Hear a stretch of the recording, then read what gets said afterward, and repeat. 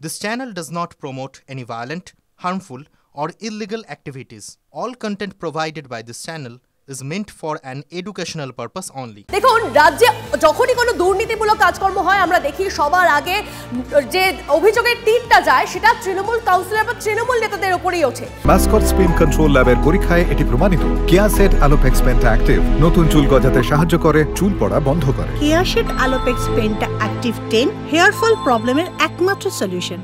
এবার তৃণমূল কাউন্সিলর তার নাকি কুকীর্তি প্রকাশ্যে এসেছে। সিআইডির হাতে গ্রেপ্তার বারাসতের তৃণমূল কাউন্সিলর মিলন সর্দার। খর্দার এক ব্যবসায়ীকে দুবার অপহরণ করে 9 কোটি টাকা মুক্তিপণ নেওয়ার অভিযোগ সামনে আসছে। সুজয় আমাদের প্রতিনিধি আমাদের সঙ্গে রয়েছেন সরাসরি, সুজয়ের সঙ্গে কথা বলবো। সুজয়, এবার তৃণমূল কাউন্সিলর সে নাকি কিডন্যাপার। দেখো, 2 নয় 3 বার বলা চলে, তার কারণ এবার যখন তাকে গ্রেফতার করা হলো তার আগে দুবারও ওই ব্যবসায়ীকে অপহরণ করেছিল এই একই টিম। অপহরণ করে 2 কোটি টাকা তার সংগ্রহ করেছিল মুক্তিপণ বাবদ, এবং এই যে 2 কোটি টাকা এবং এই যে গোটা পরিকল্পনার সঙ্গে এই কাউন্সিলর মিলন সর্দার যুক্ত ছিল। এর আগে যখন দুবার তাকে অপহরণ করা ছিল তখন এই কাউন্সিলরই বারাসাতে তার পরিচিত বিভিন্ন জায়গায় ফ্ল্যাটের ব্যবস্থা করে দিয়েছিল, এমনকি অপহরণকারীরা কোন গাড়ি নিয়ে তাকে অপহরণ করবে, অপহরণ করার পর কোথায় রাখবে সেই ব্যবস্থা এই কাউন্সিলর করে দিয়েছিলেন। এবারও একই কাজ তিনি করেছিলেন, অর্থাৎ অপহরণকারীদের যে টিম, 6 জনের টিম, তারা যে গাড়ি ব্যবহার করেছে, তারা যে ফ্ল্যাটে ছিল, সমস্ত বন্দোবস্ত এই মিলন সর্দারের করা।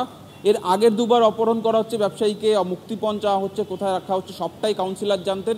এবারও ঠিক তিনি তেমনটাই জানতেন, অর্থাৎ অপহরণের সঙ্গে সরাসরি যুক্ত অপহরণকারীদের সঙ্গে ফোনে কথা হয়েছে এবং তদন্তকারীরা মনে করছে, অর্থাৎ সিআইডি মনে করছে যে এই অপহরণের ক্ষেত্রে যে টাকা, মুক্তিপণের টাকা, সেই টাকার ভাগও এই কাউন্সিলরের কাছে গিয়েছে। কিন্তু প্রশ্ন হলো, কেন এই কাউন্সিলর অপহরণকারীদেরকে মদত দিলেন, অপহরণকারীদেরকে সাহায্য করলেন? শুধুই কি টাকার জন্য, নাকি এর পেছনে অন্য কোনো পরিকল্পনা বা অন্য কোনো উদ্দেশ্য রয়েছে? সেটাই সিআইডি এবার জানার চেষ্টা করছে। এই ধৃত কাউন্সিলরকে আজকে ব্যারাকপুর আদালতে সিআইডির তরফ থেকে পেশ করা হবে এবং সিআইডির তরফ থেকে তাকে নিজেদের হেফাজতে চাওয়া হবে। তদন্তকারীরা বলছেন যে এই 6 জন ডাকাত অপহরণকারীকে যখন গ্রেফতার করা হয় তখন তারাই স্বীকার করে যে এই কাউন্সিলর তাদের সব রকম সহযোগিতা করেছিল। ফলে এই কাউন্সিলর কেন এরকম অপহরণের ক্ষেত্রে বারবার মদত দিচ্ছেন সেটা নিয়ে একটা প্রশ্ন থেকেই যাচ্ছে। এর আগে দুবার আমাদের নজর থাকবে। সুজয়, তুমিও নজর রাখো আপাতত পরিস্থিতির দিকে। তোমাকে ধন্যবাদ। আর এই নিয়ে স্বাভাবিকভাবে একটা রাজনৈতিক প্রতিক্রিয়া শুরু হয়েছে, চাপানো শুরু হয়েছে। কে কি বলছেন শোনাবো আপনাদের।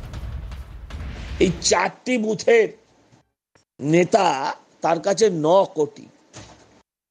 মুখ্যমন্ত্রী আবার বলবেন, কি বলে, নো টলারেন্স টু করাপশন।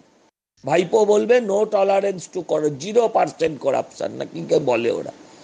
ভাবতে লজ্জা করে যে আমি পশ্চিমবঙ্গে জন্মগ্রহণ করেছি, ভাবতে লজ্জা করে, জাস্ট আর কিছু বলার নেই। তৃণমূল মানেই চোর, এটা প্রতিদিন নতুন করে প্রমাণিত হচ্ছে। তৃণমূল মানেই চোর। অতএব এর পদত্যাগ, তার পদত্যাগ, ওসব চেয়ে লাভ নেই। একটাই পদত্যাগ চাইতে হবে, সেটা হচ্ছে মমতা ব্যানার্জির পদত্যাগ। এছাড়া আর কোনো কথা বলে লাভ নেই। সিআইডি ধরেছে কারণ যার কাছ থেকে দিয়েছেন তারও আবার একটু তৃণমূলই যোগাযোগ আছে। এবার কি করবে, যে দিয়েছে সেও তৃণমূল, যে দিয়েছে সেও তৃণমূল। তো সিআইডিকেও তো কিছু একটা করতে হবে, না করার উপায় কিছু নেই। যত বড় নেতা তত বড় দুর্নীতি, যত বড় নেতা তত বড় বেআইনি সম্পদ। গোটা রাজ্যের মানুষের কাছে রাজনীতির সংস্কৃতিটাকেই ধ্বংস করে দিল তৃণমূল।